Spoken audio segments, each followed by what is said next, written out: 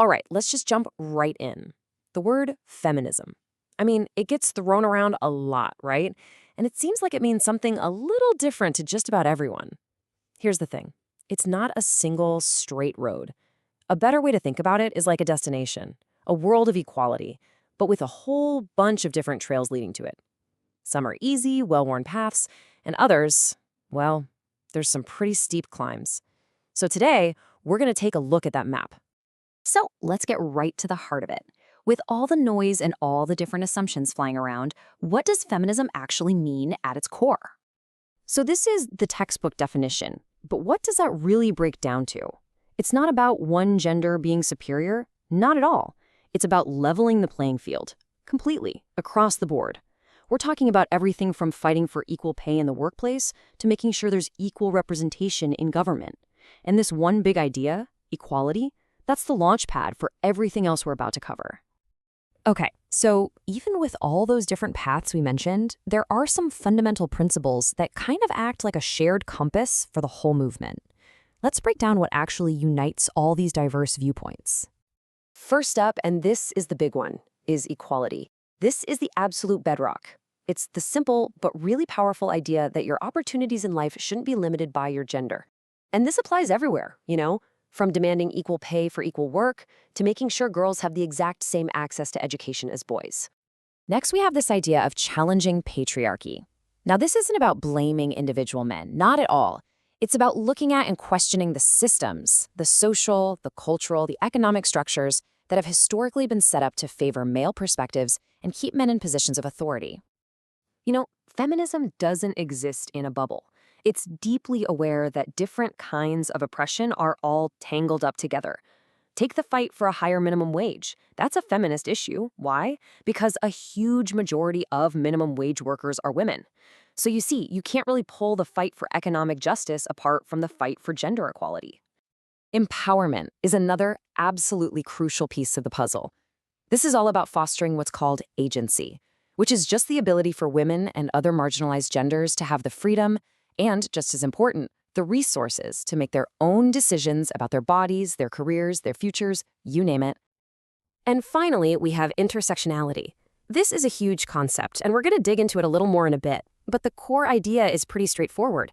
You can't understand someone's experience by looking at just one part of who they are.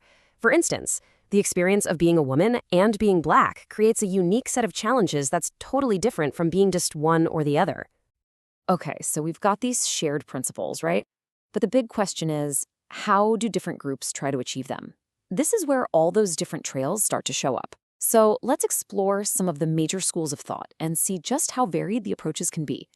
This is where things get really fascinating, because you see two foundational and sometimes competing strategies. On one side, you have liberal feminism. Their approach is, hey, let's work within the system. Let's pass laws, get more women elected, and fix the problems from the inside. But then you have radical feminism, which looks at that same system and says, nope, the system itself is the problem.